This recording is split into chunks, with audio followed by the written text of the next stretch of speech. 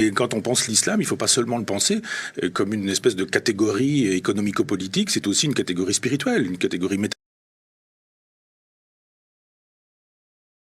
Oui, mais... qui envoie les gens dans des endroits et pas dans d'autres, qui envoie les gens dans les mosquées, qui met les femmes à la cuisine, qui les interdit d'école, d'éducation, ça se voit... C'est exactement ce que faisaient les démocrates chrétiens en Italie et en Allemagne il y a seulement 50 ans. Je suis d'accord.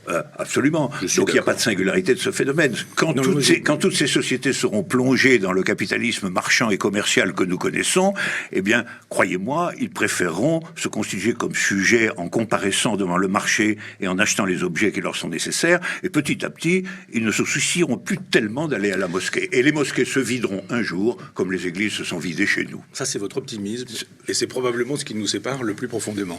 Moi, je ne crois pas à ça. Je crois tout à fait. Que le consumérisme fera bonne mesure avec l'islam, et que regardez ce qui se passe dans les Émirats arabes, ou au Koweït, ou au Qatar. Aucun de ces pays n'est un pays développé. Aucun grand pays développé n'a vu la religion s'installer dans des positions de pouvoir.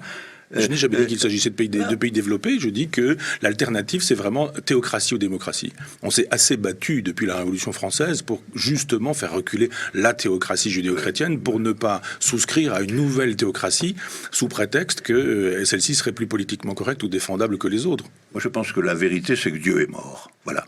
Il est mort. Et cette agitation autour de la religion, c'est l'agitation autour d'un cadavre. Voilà. Et le côté cadavéreux de cette chose-là se signale par le fait que les véritables militants de cette affaire sont des militants de la pulsion de mort. Les terroristes, c'est ça. Ce sont des militants de la pulsion de mort.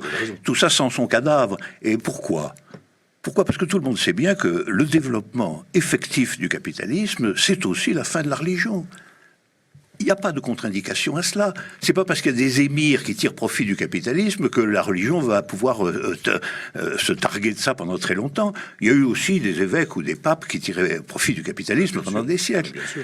La religion musulmane mourra lorsque son temps de mourir sera venu. Ah oui. Voilà. Ça, je le pense aussi. Je pense effectivement que les civilisations ont leur durée. Je pense que cette civilisation aura aussi sa durée.